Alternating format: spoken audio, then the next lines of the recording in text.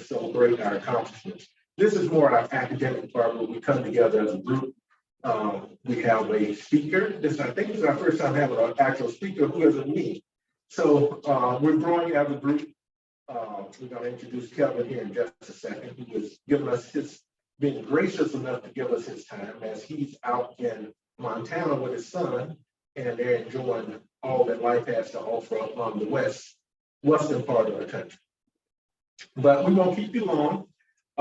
Let me introduce you to Kevin. Kevin is an expert on cybersecurity and HIPAA.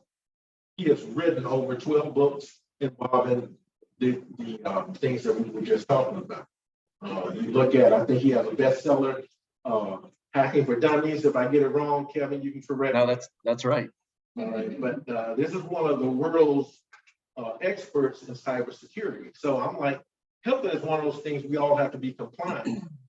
I won't tell you how we met Kevin, but he's a great person. He tell you that story himself. But Kevin is, like I said, one of the experts. So I don't know a whole lot about cybersecurity. I don't know a whole lot about HIPAA. So I thought we'd bring the expert to you. If I don't know it, we'll bring the expert so he can give his take on things. But in medicine right now, there are two things that people talk about. One is HIPAA, and the other is Ozempic. All right. So story now, right? And in technology, there are two things that people talk about. They talk about AI, artificial intelligence, and they talk about cybersecurity. So I think Kevin checks off the box for three of those things. I don't know if he knows about Ozempic. I saw Kevin, he doesn't know about Ozempic. But see the commercials all the time. So Kevin has had his own business for the last 23 years. He has been on CNN, he's been on CBS radio, and he's also been featured in the Wall Street Journal. So without further ado, I'm going to turn this over to Mr. Kevin Beaver. Excellent. Thank you so much for that introduction, Dr. Howard, and welcome everyone. I wanted to see if you all, in terms of the Zoom, if you all can allow me to share my screen. And if so, then I can go through some slides. Can you share your screen now? Yeah. That got it? That did it? Yep. All right, coming up. Can you see that first slide there? Yes. Excellent. Okay, so thanks again, and it's great to be here from Whitefish, Montana. I never thought I'd be presenting from this part of the country or this part of the world, but it's absolutely beautiful out here if you're ever looking for a summer vacation spot. What we're going to talk about today, briefly, we have a lot to cover, but a pretty short time to get through it all. But we're going to talk about some things that are very near and dear to my heart. Information security, a lot of people call it cybersecurity, however you refer to it. This is the stuff that I do in my work on literally a daily basis. Been doing it for a long time, and I've seen sort of the good, the bad, and the ugly when it comes to people doing the right things, people not doing so well, and the kind of trouble that these kinds of issues can get you into, especially get your business into. So I want to share some thoughts, some nuggets that I've learned over the years, and just hopefully leave you with a few takeaways in terms of being able to go back to the office, go back to wherever your workplace is, and maybe tighten things down a little bit on your computers, and maybe even change the way that you think about information security, HIPAA compliance, and all that moving forward. Does that sound like a good goal? Here's some heads nodding. Okay, excellent. So yeah, I've Dr. Howard already covered most of this. I do a lot of consulting with a lot of different types of organizations, not just healthcare, but healthcare has been a big part of it. Been involved in IT for 34 years, working for myself for almost 3 decades. And I wrote a couple of books. He mentioned some books. One book in particular that I think is very relevant here. It's called The Practical Guide to HIPAA Privacy and Security Compliance. I wrote that book. There's two editions. Wrote the first one in 2003, and the second one, I believe it was published in 2014. So it's a little bit out of date, but the reality is HIPAA hasn't changed a ton since it came out in what, 96, 98, I think, when it originally came out. So there's a lot in the book. If you are interested in HIPAA compliance and whatnot, you can check it out on Amazon. There's a lot to HIPAA. I'm not going to get too far off into the weeds and into HIPAA itself. I want to talk mostly about some general security vulnerabilities and specifically phishing, what I'm seeing happening with email phishing, and then I'll leave you with some thoughts regarding HIPAA compliance. So I've already covered this. Just two things: the dangers and my take on all of this. It's interesting what we see here with in terms of security challenges in the workforce, in healthcare in particular, but really any type of industry. These things apply. We're seeing a lot of things, just more and more advanced malware that are getting more and more difficult for security professionals, IT professionals such as myself, people that work at these organizations, getting more and more difficult to deal with. The malware is so complicated, it's so detailed and so specific, and the bad guys out there, the criminal hackers, they're doing their darndest to work around all the controls that we have in place, and they're doing a pretty good job, as you all have heard, especially when it relates to ransomware. So a lot of stuff going on with that.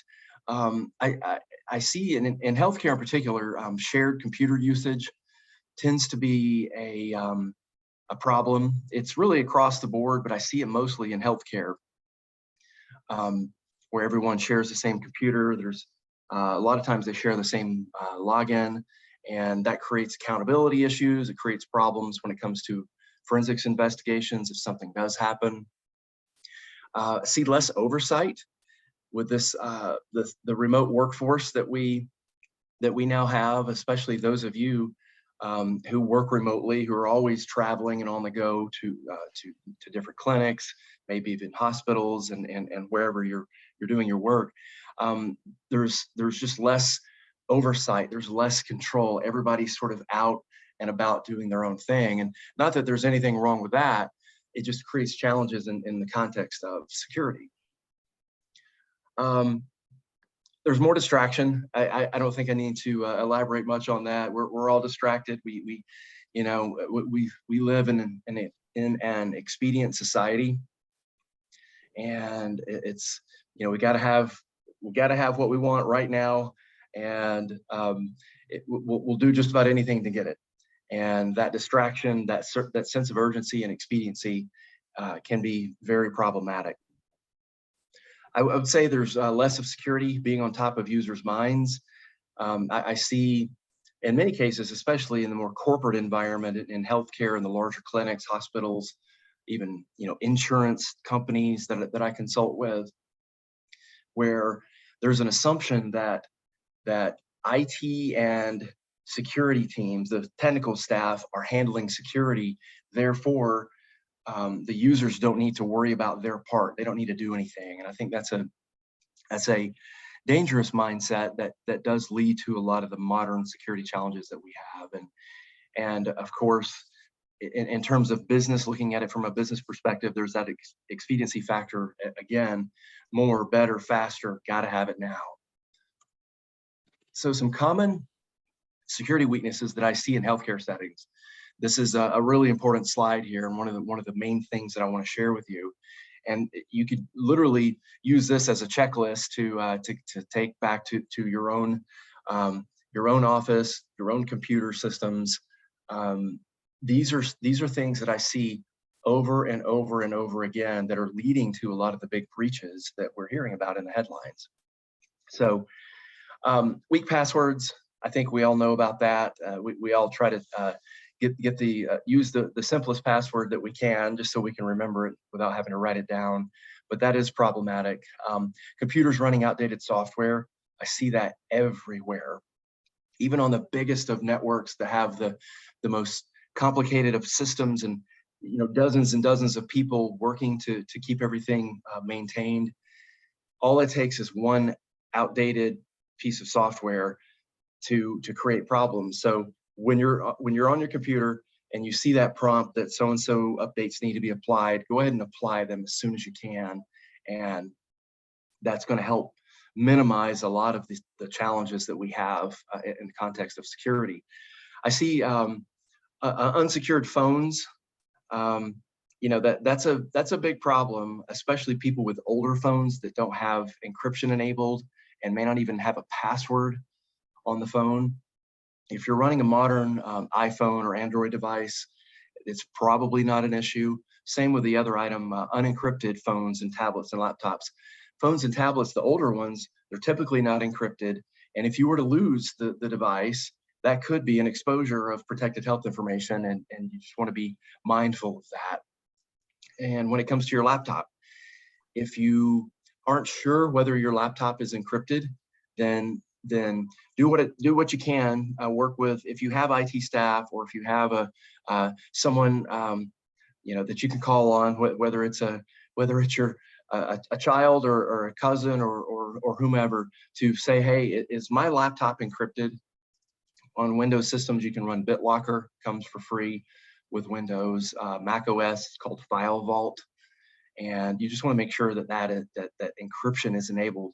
In the event you do lose a device, you lose your phone, your tablet, your laptop, then you can just sort of write it off as a physical loss and not an actual data breach situation.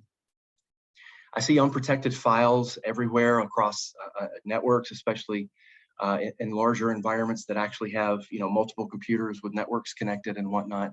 Unprotected files that are exposing PHI and other sensitive information. I see that everywhere. There are vulnerable websites and applications that we all use. Business processes, whether you're taking in information for a new patient, you're doing something to manage their information, contacting them, exchanging information with them.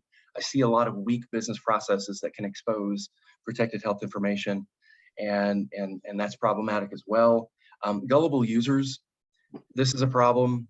People who are click happy, who just want to answer a question, get the little pop-up window out of the way. That is a problem, and that leads to a lot of security issues. And again, the point that I made earlier about assuming that IT is doing everything, that is not the case. And that underscores really the entire reason that I'm here talking today is that you play a very important role in securing not only your computers, but the information of all the patients that are involved, that you deal with on a daily, weekly, annual basis. So real quick, I see a lot of this, especially in healthcare, where people have their blinders on. They don't want to hear it. I've heard all of these things here, and this is why I use them in my presentation. I hear management, everybody involved, well, we're compliant. We don't have anything hackers would want. We have a policy against that. Someone else manages our system, so I can wash my hands of it. We have a clean audit report. We perform these quarterly scans, or we've never gotten hit. You have to be careful with this mindset when it comes to information security, HIPAA compliance, and all of that. In the end, it all comes down to you and the choices that you're making and how you're handling specific information. And most organizations, most systems, most people are not as secure as they think they are. They really aren't. I've had a very traumatic health situation over the past 4 years. I was in the best health of my life in 2019. Going about, I was racing cars. I was down to my high school weight. I was doing all the right things, firing on all cylinders, just doing great. And thought I was invincible, had a couple of race car crashes that were added on top of a lot of other issues related to my neck that I've had really throughout my whole life. And that's how I actually met Dr. Howard. And that's how I got involved in this. And currently getting treatment, getting prolotherapy and PRP injections in my neck. And I'm doing so much better thanks to all that. And thanks to Dr. Howard and the work that he has done. That I've literally put my life in his hands, and he has come back and done some great work and helped me through the procedures that I needed, the anesthesia for. So thank you, Dr. Howard. I don't think I've had a chance to talk to you much about that. I'm either, we're either going into the procedure or I'm half out of my mind and drunk afterwards. So I know we haven't had a lot of good conversation about that, but I wanted to thank you. But I just wanted to remind you that in the context of information security, HIPAA compliance, whatever, and in the context of life, that we're not as strong and good and powerful as we think we are. So it can be very humbling, especially when you're going through such a traumatic thing that I've been through. There's a quote that I want to share with you real quick. Neil Peart, the guy, he's the drummer and lyricist for one of my favorite bands, Rush. He said this in the song Natural Science. He wrote, "Time after time, we lose sight of the way our causes can't see the effects." And that's really important. It's a really insightful for all of life, but especially as it relates to information security. We can't see what we're doing, how what we're doing is affecting the outcomes, how these choices that we're making are affecting the actual breaches, the security incidents that we are having to deal with. So I thought this was a good thing to share with the group, because it's very impactful. And again, you're not as strong as you think you are. You're literally this close to compromise. You're one click away from having your computer, your information, your business compromised. And it's really a matter of a bad guy wanting to do something. Again, those gullible users that you see there, one click coming through, then there's the big oops moment, like, uh-oh, I didn't mean to do that, or I shouldn't have done that. And then there's the last person there, that's the executive or the IT director or whoever, thinking like, oh no, what are we gonna do now? And this is what you have to remember, and this is what you have to, it just has to be part of your thinking. And I'm not trying to sensationalize any of this, but I don't want to trivialize it either, but this stuff is real. These are real issues that I'm seeing in my work. And I know you've heard about it. You've probably been impacted by some sort of breach at some point, ransomware maybe. And there are big consequences. That's why we have to keep these things at the top of our minds. So I want to share with you here on this slide some recent phishing campaigns that I've performed for clients. On the left, in the left column, that's the type of phishing email that I sent. It was I sent emails on, trying to get a survey of employees, asking them questions. Another one was about a security policy update. Another one was about malware. Hey, there's malware quarantine. Click here to release it. Health records update. There's a lot of different subjects that you can use. I know you've received phishing emails before, and they're quite clever. But these are the campaigns that I have created and executed for my clients as part of my security testing that I do for them. And you can see here the number of users. Look at the health records update one. I sent it out to 100 people and 64 users clicked. 64% of the users clicked on the email. Thankfully, only 16% of them gave me their password and downloaded a file. But all it takes is one. All it takes is one user.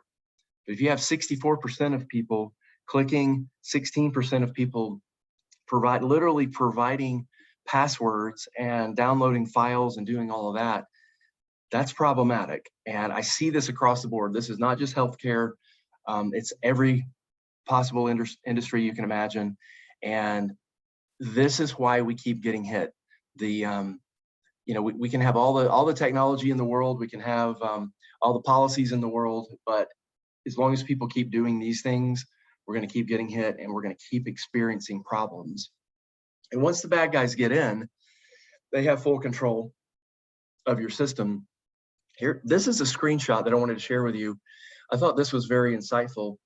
I looked at someone's laptop computer. I ran this tool called Identity Finder on their computer to look for personally identifiable information, or in the context of healthcare, PHI. You can see there in the lower left where it says Social Security, there were 3.2 million Social Security numbers on this person's laptop. That may be okay. You got to work. We have to have computers and networks and the internet and all this stuff to get stuff done. The problem with that was this laptop computer was not encrypted. Had this laptop computer been lost or stolen or whatever, that's a huge data breach. Not to mention the 240 credit cards, 37 passwords. This is a big problem. So again, make sure your laptops are encrypted. Make sure your phones have good passwords on them. Hopefully they are encrypted as well. If you're running a modern, again, iPhone or Android device, it should be. But just make sure. That way you can avoid all of these issues. You'll get a kick out of this. This is something I saw going into a healthcare facility. This was actually a facility that my dad was in after surgery. This was the back gate to get into the building. Little keypad, and thankfully they wrote the code on the side of have the label with the code on there, so we were able to get in fairly easily without having to go through the front of the building. This is problematic. These are the kinds of things that create big data breaches and big problems. Here's one more. I want to share this with you. This was really interesting. This was a very public and very visible healthcare organization that I was doing an assessment at, and see the little yellow arrow pointing to the network jack right there in the lobby area where hundreds of, probably thousands of people passed on a daily basis. That network jack was live. I was able to sit down in this chair with my laptop computer, plug a cable into that network jack, and have full access to their network, full and complete access to the network. That kind of stuff is not good. I used to see that a long time ago, but the problem kind of went away, but now it's back. And these kinds of things, these little oversights, they are very problematic. So again, something to keep in mind, because like I've already alluded to, once the breach occurs, once that incident happens, there is no amount of getting it back. The toothpaste is out of the tube. You can't get it back in there. So that's a problem. I would say one thing that I want to say about policies, and this relates to HIPAA compliance. When we hear about HIPAA compliance, a lot of it is, well, we have a policy for this and this and this, notice of privacy practices, all of these things that I know you all have seen. Most policies that I've seen, from my perspective, aren't worth the paper that they're written on or printed on. They're not worth the storage space that they're taking up on the network or the local computer, because they're not enforced. There's policies, they look great, but none of them are enforced, and that's a big problem. So you might as well crumple it up and just throw it down on the floor, because that's really all it's worth. A lot of people don't even know about policies, don't even know about the policies that they're being held to. So that's a problem. That's a big problem with IT and security professionals, not getting the word out, or not getting the word out properly to everyone. And I'm sure you all have been involved in that. And I don't envy you, because, in many ways, you're just the innocent bystander. You're the end user. You don't know what you're expected to do in many cases. But something to keep in mind. And again, no amount of technologies will keep you secure. You can have the best, you could have a Mac OS with the latest updates running antivirus. The system is encrypted, but none of that matters when it comes to things like phishing, when it comes to things like going to websites that lure you in and you give up sensitive information, or if the website itself is vulnerable, that there can be exposures there as well. This is all very, very complicated. I don't want to get too far off into the weeds, but this is all not unlike what you all do. It's very complicated. The human body's complicated. I've unfortunately found that out.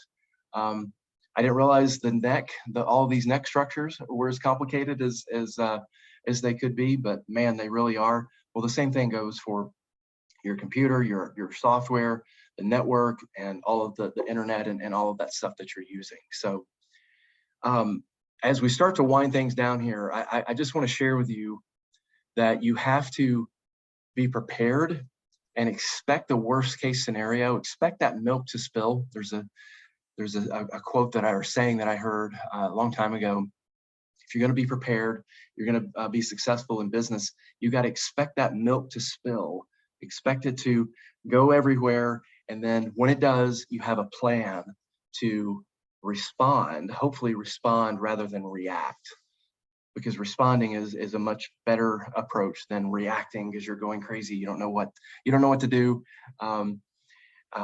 Just thinking about these things, and that's why we're here today, so I can keep remind you of these things. I know what I'm sharing with you is not very new, but this is all about keeping these things on the top of your mind, and just being vigilant and knowing that you are a part of the solution.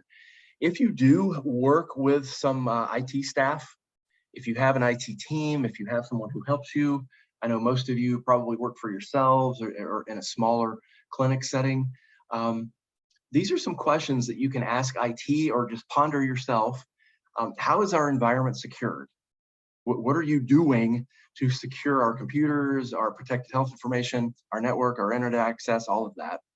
Ask them that question. Can you provide more training for me and my team? A lot of IT folks are really good about sitting down and showing you what to do, what not to do. Here, let's tweak this or that. That's a really important thing. And then probably the most important question you could ask an IT professional is, what can I do to help you or us ultimately be successful? And they'll tell you. They'll have some ideas on what you can do or not do in order to ensure security and compliance and all of these important things moving forward. So ask those questions. These are really important things to consider. It's not just you are a huge part of the solution, but if you do have IT staff, if you do have some technical professionals working with you, ask them these things and they'll have answers, and hopefully the outcome will be improved security and better compliance. Here are my thoughts on HIPAA compliance. This is something that I've taken very seriously over the years. I wrote a book about it. I co-authored a book on it. I've helped a lot of organizations on HIPAA compliance from a security perspective, not privacy. There's a lot of different issues related to privacy, a lot of legal issues that lawyers typically handle. But from a security perspective, when it comes to HIPAA compliance, it's all about common sense security. That's all it is. It's all about passwords, having good passwords. It's all about updating your software, making sure you have data backups, not sharing computers and user accounts when you can. All the things that I listed here, encrypting your laptops, your phones, making sure that information is just kept secure and it's just not put out there intentionally. And even if it's not intentionally, if you do skip some of those things, if you skip the passwords, the backups, the updating your software, then it could be argued, well, it was intentional because you weren't maintaining your system. So don't get caught up in all this compliance stuff. I don't even like that word. I think it's just common sense security. Step back, look at the bigger picture, think about what you're doing, think about how you're taking in patient information, how you're managing it, how you're sharing it, how you're getting rid of it. And you'll find some things that you can do to minimize those risks. If you want to read about this further, you can check out my website. It's principallogic.com. I have most of my articles linked there. I've written over 1,300 articles over the past 2 decades, many of them on compliance and HIPAA and whatnot. If you see one that has a dead link, reach out to me and let me know. I'm happy to send you the original article if something piques your interest. My latest books, Hacking for Dummies, 7th edition, just came out last year. It covers a lot of these things and obviously a whole lot more. And my book on HIPAA compliance, we haven't updated it, but most of the stuff is the same, especially the security stuff. The privacy components have evolved a little bit, but most of it is still the same. So check it out. If you're on LinkedIn, if you like to stay connected on social media, reach out to me. Would love to connect with you. I'm always looking for new people to connect with and learn from. So don't hesitate to reach out there. So I have one more slide, but before I do that, I wanted to see if anybody has any particular questions, comments, concerns, anything like that. Have any questions? I have a question for you, Kevin, as far as, so passwords, anything else that we can do as far as, let's say someone emails us, what are some of those telltale signs that this is phishing as opposed to someone who may be just trying to get in touch with you? That would have been a good slide to share, wouldn't it? Yeah, I would say there's just a handful of things. There's almost always a sense of urgency to the email, like, hey, click here, like, and do it before midnight tonight because we've got to get this knocked out, or this is an urgent matter. There's always a sense of urgency, well, there's almost always a sense of urgency in phishing emails. Look out for that. You can hover your mouse over the links to see where they go. If it looks like some jumbled up garbage, complicated stuff, I wouldn't click on it. If you're on your phone, be careful because you can still click on it, touch it, touch the actual link. On most phones with Android or iOS, you can put your finger on the link and hold your finger down on it, and it'll show you what the link is without you having to click or touch the link and go to that specific site. So you can do that. I would say another one is if it just seems unreasonable, like, hey, I need, all the social security numbers for our past clients our past patients over the past 3 years. We're having to resolve some issues with insurance. We're cleaning things up. Can you send that to me? Any sort of weird request, if it just doesn't seem right, then it's probably not right. The most important thing is to slow down and think about what you're doing. And if you have any questions, if you have concerns, pick up the phone and call the person making the request, or get out of that email, start a new email and send them a new one and say, hey, did you send me this? You could even forward it to them, but probably the best thing to do, hey, did you send me an email requesting blah, blah, blah, and see if it's legit. That's one of the best things these are all the best things that you can do. If in doubt, just don't click on it. Don't do anything with it. Don't interact. Don't respond. And, take an alternative path.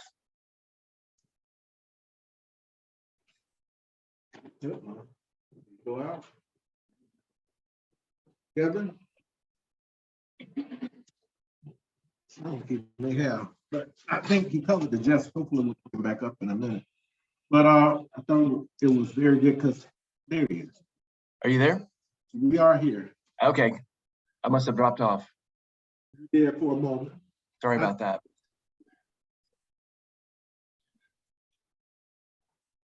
You said you had one more slide to show us, Kevin?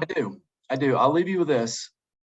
Success expert Jim Rohn said that failure is not a single cataclysmic event. You don't fail overnight. Instead, failure is a few errors in judgment repeated every day. And boy, do I see that in my work. It's not a big mistake. It's not a big breach. It's not something that just happens all of a sudden.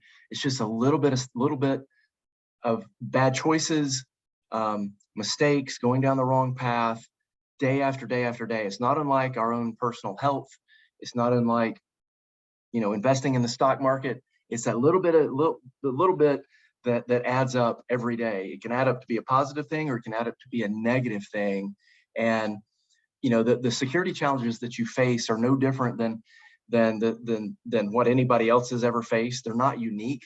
And the reality is most people have resolved these things. They figured out how to move past these things and minimize these risks in the context of healthcare or wherever. All it takes is two things. It takes willingness and discipline to see it through. And you've got to have both of those, because if you don't, that's where the problems start. Just the willingness and discipline to keep it on the top of your mind over and over and over again. And you can be successful, and you can minimize these risks, and you can stay out of the headlines, which is a great place to be. So yeah, that's it. Thanks so much, everybody. All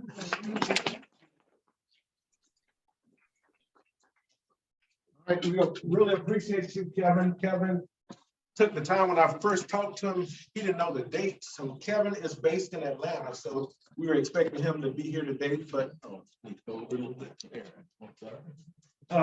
Right. Kevin is based out of Atlanta. So very key component of that, but he is in Montana this morning doing family things, which we all strive to do. And like I said, I'm not going to keep you here long, because at the end of the day, you have to have family involvement, and you can run and be the highest height of your professionalism, but if you don't have anybody to share that with, then what's it all about at the end of the day? Absolutely. Enjoy your son, enjoy the quality time, enjoy the atmosphere of Montana, and thank you very much, Kevin. Absolutely, Dr. Howard. Thanks so much. Thanks, everybody. Take care. So the other thing before we go on is we need to become HIPAA compliant. And, you know, these are some things I really, to be honest with you, I don't really enjoy these things, but that's something you have to do. You don't do these things, then, you know, your business is not where it needs to be. So our next speaker, who's going to administer to all of you already, we're going to test this real tough, but that would be Welaine Joseph. She's an RN who's been with us probably, what, 4 years almost now, Welaine, 3 years? 3 years. Welaine is a L&D nurse by trade, labor and delivery. And the thing about Welaine is, when I was at Rockdale, on my last day, I had seen Welaine before, not on your last day, not mine. On her last day is when I approached her about the business I was in. So can you imagine one more day and I wouldn't have seen her. So Welaine has been a treasure. She's going to talk to you all about compliance, so we can do this part and then we'll move forward.